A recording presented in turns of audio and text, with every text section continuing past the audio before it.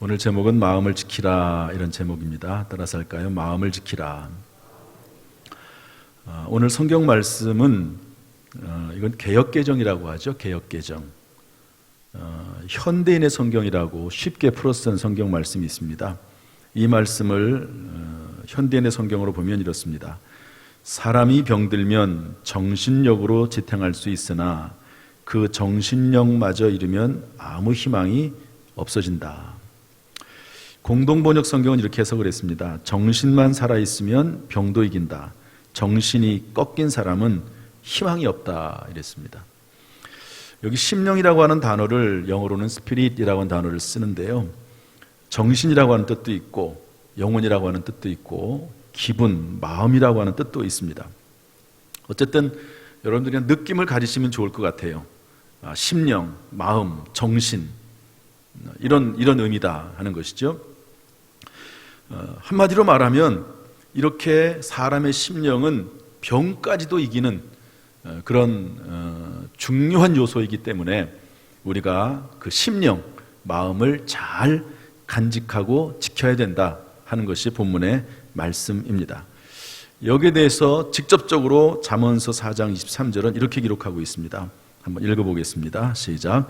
모든 지킬 만한 것 중에서 더욱 내 마음을 지키라. 생명의 근원이 이에서 남이라. 본문에서는 병과 마음을 연결시켰는데 잠언서에서는 아예 생명하고 연결을 시켜버렸습니다. 마음을 잘 지키면 생명의 샘이 흘러오고 그리고 복된 삶이 시작이 된다. 마음에서부터 모든 것이 나오고 마음에서부터 모든 인생이 진행되고 지켜지고 이끌어진다는 것을 말씀해주고 있습니다. 그래서 오늘 저는 마음에 대한 부분을 좀 같이 살펴보면서 우리가 살아나가는 동안 특별히 요즘 같은 혼란한 때에 우리의 마음을 어떻게 잘 간직할까 하는 생각을 말씀을 같이 나누고자 합니다. 첫 번째, 마음을 지키기 위해서는요, 상심이라고 하는 마음에서 우리 마음을 지켜야 됩니다. 따라합시다. 상심하지 말라. 상심이라는 게 있잖아요. 상심. 시편 147편 2절 3절 말씀 읽어보겠습니다. 시작. 여호와께서 예루살렘을 세우시며 이스라엘의 흩어진 자들을 모으시며 상심한 자들을 고치시며 그들의 상처를 싸매는도다. 하나님께서는 상심한 자들을 고쳐주신다는 거예요. 이게 상심이라고 하는 단어가 나옵니다. 상심이라고 하는 단어를 영어로 보면은요, broken heart라고 하는 단어를 쓰고 있습니다. 이것은 비탄에 잠겼다 이런 말입니다. 시련했다 이런 의미예요. 시련이 뭐지요? 뭐 차였든지 찼든지 헤어진 것을 말합니다. 아주 사랑하는 사람이 있는데 그 사랑하는 사람과 헤어진 거예요. 그러면 여러분 어떻습니까? 세상을 다 잃어버린 것 같죠. 그래서 도무지 마음 갈피를 잡을 수가 없습니다. 이렇게 상심하게 되면 실의에 잠기게 되죠. 실의는 뭡니까? 의지력을 잊어버리는 거예요. 의지마저도 상실됩니다. 만사가 귀찮고 싫어지고 직장도 공부도 하기 싫어요. 모든 게 다 귀찮습니다. 상심입니다. 상심. 내가 상심에 빠져 있는지 안 했는지 확인할 수 있는 방법은 내 마음이 비탄에 잠겼다. 실이 의지가 없다. 이러면은요, 그 마음이 상한 겁니다. 상처를 입은 거지요. 우리는 이러한 상심이라고 하는 마음에서부터 우리를 지켜야 되는 것이죠. 여러분, 상심의 마음은 절대로 하나님이 주시는 마음이 아닙니다. 하나님께서 우리의 마음을 깨트리고 하나님께서 우리의 마음을 실에 잠기게 하시고 비탄에 잠기게 하시고 그런 하나님이 아니시죠. 그래서 우리는 상심의 마음을 극복해야 되는데, 여러분, 상심을 극복하려면 무엇보다도 성삼위 하나님을 만나야 합니다. 그래서 우리 이사야서 61장 1절 말씀 보면 이렇게 되어 있는데요. 한번 읽어보겠습니다. 시작. 주 여호와의 영이 내게 내리셨으니 이는 여호와께서 내게 기름을 부으사 가난한 자에게 아름다운 소식을 전하게 하려 함이라. 나를 보내사 마음이 상한 자를 고치며 포로된 자에게 자유를, 갇힌 자에게 노임을 선포하며. 여러분, 주 여호와의 영은 뭡니까? 성령입니다. 여호와, 이것은 성부 하나님이죠. 내게 기름을 부으사, 여기서 내게는 물론 이사야를 기록한 이사야입니다. 선지자입니다. 그러나 이 말씀을 예수님께서 신약시대에 그대로 가져오셔서 여기에 나온 마음이 상한 자를 고치시고 포로된 자에게 자유를 주고 갇힌 자에게 노임을 선포하는 분이 바로 예수 그리스도라고 말씀하고 계십니다. 그래서 여기에 있는 내게는 이사야면서도 동시에 예수 그리스도입니다. 이것을 예언의 이중성이라고 하거든요. 그러니까 성부, 성자, 성령 이 세 분을 통해서 마음이 상한 자를 고치시게 된다 하는 것을 성경이 우리에게 알려주고 있습니다. 여러분, 그러므로 혹시 깨진 마음이 있다고 하면, 여러분, 세상에 혹시 우리의 깨진 마음을 상처해 주는 사람도 있어요. 그러나 정말로 우리의 깨진 마음이 치료를 받으려면 예수 그리스도, 성부, 성자, 성령 하나님을 만나는 수밖에 없다는 사실을 기억해야 됩니다. 유명한 야곱이라고 하는 사람이요, 어땠습니까? 축복을 받기 위해서 아버지를 속이고 형을 속입니다. 그래서 축복 기도를 받았어요. 그러면 모든 일이 다 만사형통 잘 될 줄 알았지만 그렇게 되지 않았습니다. 여러분, 축복이라고 하는 것은, 축복 기도라고 하는 것은 큰 의미가 있습니다. 분명히 의미가 있습니다. 하나님께서는 축복 기도를 통해서 하나님의 일을 해나가시거든요. 그러나 축복 기도는 축복이 시작됐다는 의미지, 또 그리고 축복을 받을 만한 사람에게 하나님의 복이 임한다는 의미지, 누구에게나 다 그것이 곧바로 적용되는 것은 아닙니다. 하나님께서 야곱을 복 주시기를 원하셔서 이제 정말로 축복의 사람으로 만들어 가시죠. 그 과정이 훈련의 과정입니다. 그래서 삼촌 라반을 만나러 이제 불이 나게 도망을 가게 되죠. 거기에서 이제 그 과정 가운데 베델이라고 하는 곳에서 돌베개를 베고 누워서 자게 됩니다. 여러분, 그때 야곱의 마음이 어떻겠습니까? 한마디로 상심이죠. 그 마음이 깨졌습니다. 정말 아버지의 축복 기도를 받으면 모든 것이 다 형통하게 풀릴 줄 알았는데 그게 아닌 거예요. 도대체 하나님은 살아계신 것인가 하는 그런 마음도 들지 모르겠습니다. 그런데 잠을 자는 중에 꿈에 사닥다리가 하늘에서부터 땅까지, 자기가 있는 곳까지 오르락내리락하는 것을 보면서 이곳에 하나님이 계시다고 하는 사실을 깨닫게 되지요. 그래서 일어나서 거기다가 제단을 쌓고, 그리고 하나님 앞에 서원하면서 하나님의 사람으로 이제 살아가게 되는 것을 볼 수가 있습니다. 여러분, 베델에서 야곱이 하나님을 만나기 전과 후는 완전히 다른 것이죠. 상심한 마음이 변해서 이제는 긍정적이고 믿음을 가지고 출발하게 되는 것을 볼 수가 있습니다. 그러므로 여러분, 상심한 마음이 있다고 하면 무엇보다도 먼저 하나님을 만나는, 성부, 성자, 성령 하나님을 다시 한번 마음속에 모시는 은혜가 있기를, 그런 다짐이 있기를 주님의 이름으로 축복합니다. 여러분, 다 각자 전부 다 하나님을 만난 경험이 있을 것입니다. 저 같은 경우는 결정적으로 히브리서 3장 4절입니다. 제가 자주 말씀드리지만 대학교 3학년 말에 겨울에 이 말씀을 제가 깨달았습니다. 집마다 지은이가 있으니 만물을 지으신 이는 하나님이시라. 이 말씀을 듣는 순간, 이전에 알았던 말씀이지만 이 말씀이 내 마음속에서 레마의 말씀이 됐고요, 이 말씀이 내 마음속에 들어오는 순간 그 전과 후는 완전히 바뀌게 됐습니다. 5년 동안 제가 고등학교 3학년부터 5년 동안 하나님 앞에 기도하고 그러면서 하나님을 좀 보여달라고 그런 기도를 했는데 이 말씀을 깨닫는 순간 변화가 됐습니다. 그러다가 제가 목회를 하면서 하나님의 음성을 또 듣습니다. 예수님의 그 모습을 보게 되는 것이지요. 하나님이 저는 기도에 응답했다고 생각을 합니다. 그 이후에는 또 완전히 바뀌게 되는 겁니다. 용서가 임하게 되고 평안이 임하게 되고 치료가 임하게 되고 상실했던 그 상심의 마음이 변화가 돼서 힘과 위로의 모습으로 바뀌게 되는 것을 볼 수가 있습니다. 여러분, 혹시 상심의 마음이 있습니까? 시련이나 비탄에 잠겨 있지는 않습니까? 그렇다면 하나님, 살아계신 하나님이 여러분 가운데 찾아오신 은혜가 우리 가운데 있기를 주님의 이름으로 축복합니다. 또 이미 하나님을 만나셨다고 하면, 여러분, 이미 하나님을 만났어도 순간순간 상심의 마음이 생길 수도 있거든요. 여러분, 그때 이미 만난 하나님을 기억해내세요. 기억해내십시오. 그러면 그때 그 하나님이 나와 함께 하셨고 나를 도우셨고 그때 하나님이 나와 동행하셨지 하는 것이 큰 위로가 힘이 될 것입니다. 여러분, 오늘 이 시간부터 정말 상심의 마음에서 벗어나는 우리 모두가 될 수 있기를 주님의 이름으로 축복합니다.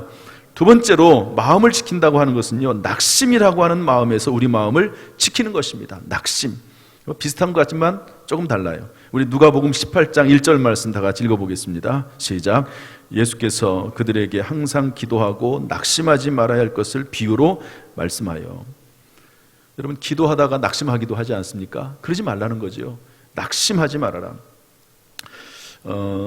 낙심이라고 하는 단어는 영어 성경으로 보면은 lose heart라고 하는 단어가 되어 있습니다. 이것은 잃어버리는 거. lose라고 하는 말은 잃어버리는 겁니다. 분실하는 겁니다.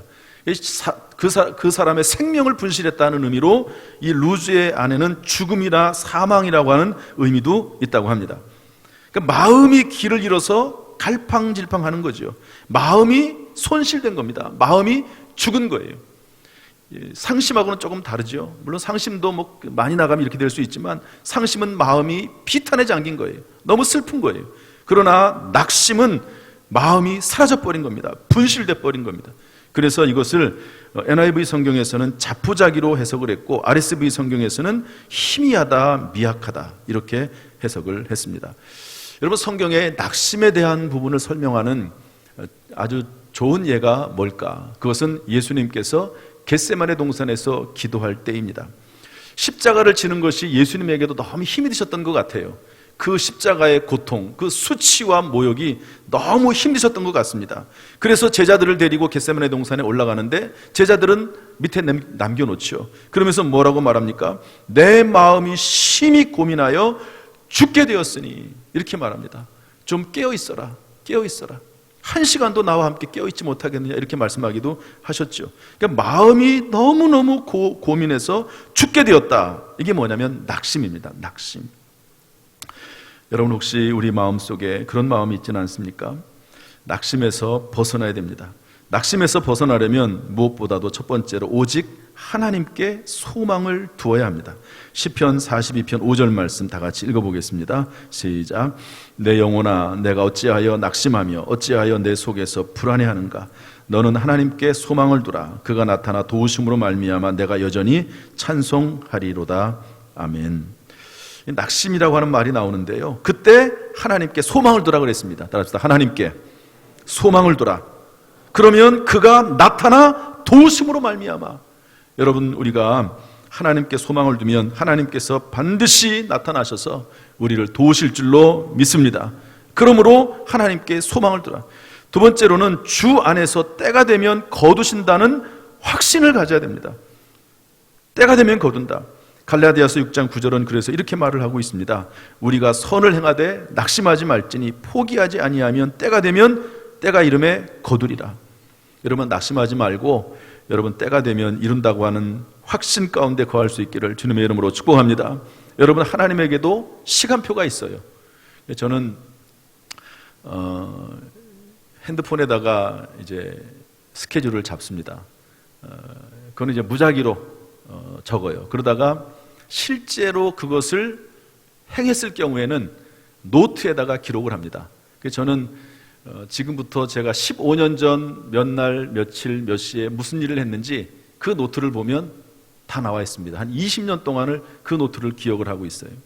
저는 계속해서 스케줄을 짜가고 계속 계획을 세워나갑니다. 하나님께서 그러면 그렇게 하지 않으시겠습니까? 여러분, 하나님도 저와 여러분에 대한, 우리 교회에 대한, 이 나라 민족에 대한 하나님의 계획이 있는 줄로 믿습니다. 하나님은 시계를 차고 계세요.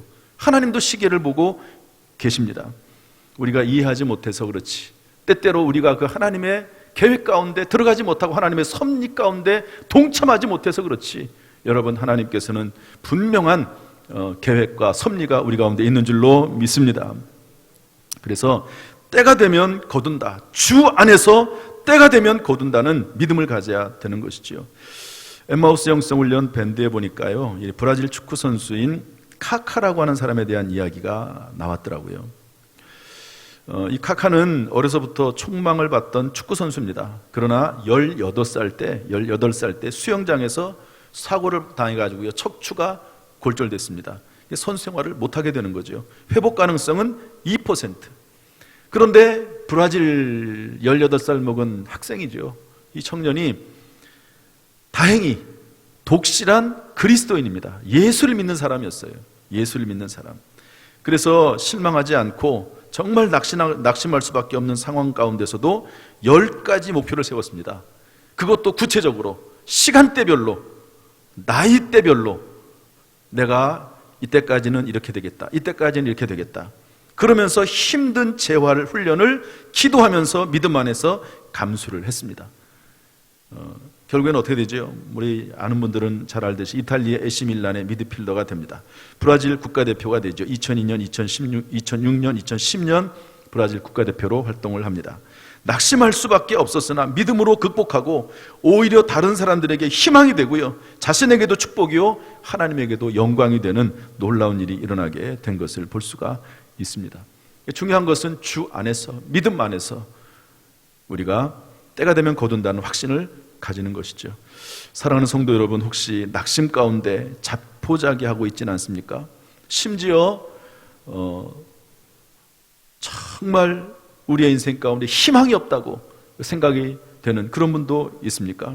바라기는 그 낙심한 마음 가운데 소망의 하나님이 찾아오시기를 주님의 이름으로 축복합니다.